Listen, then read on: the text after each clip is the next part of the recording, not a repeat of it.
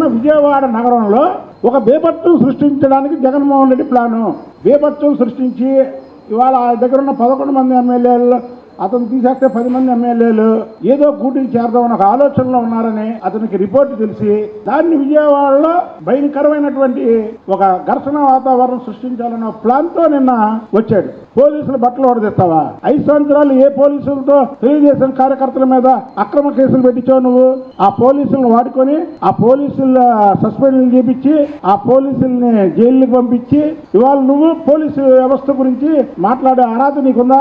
ఇవాళ తెలుగుదేశం పార్టీ వచ్చాక కూడా అనేక మంది మీద తెలుగుదేశం పార్టీ వాళ్ళ మీద కూడా కేసులు రిజిస్ట్రేషన్ అయ్యాయి, తప్పులు చేసిన వాళ్ళ మీద. నీ హయాంలో ఏ వైసీపీ నాయకుడి మీద కేసులు కట్టారా? ఏ కార్యకర్త మీద కేసులు కట్టారా? నువ్వా మాట్లాడేది పోలీసుల గురించి? కోడికత్తి సీను దాడి చేసిన దాంట్లో నువ్వు ఇప్పుడు వరకు ఎందుకు కోర్టుకు హాజరు కాకుండా సాక్ష్యం చెప్పకుండా అతన్ని కోర్టుకు తిప్పుతున్నావు? ఆ దళితుడనే కదా నువ్వా మాట్లాడేది వీళ్ళ గురించి?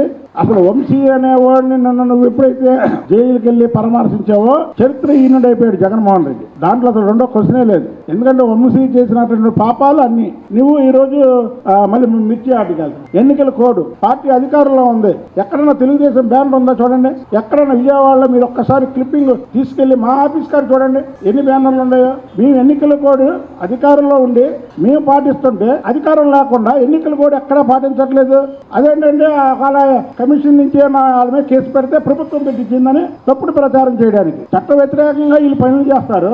చట్టం కానీ వాళ్ళ మీద యాక్షన్ తీసుకుంటే కావాలని ప్రభుత్వం పెట్టించిందని ప్రభుత్వం మీద నిందలు వేయడానికి. నేను వంశీని పరామర్శించడానికి రాష్ట్రం మొత్తం ఉన్నటువంటి కిరాయి రౌడీల్ని విజయవాడ తీసుకురావాల్సిన అవసరం ఏంటి జగన్మోహన్ రెడ్డి?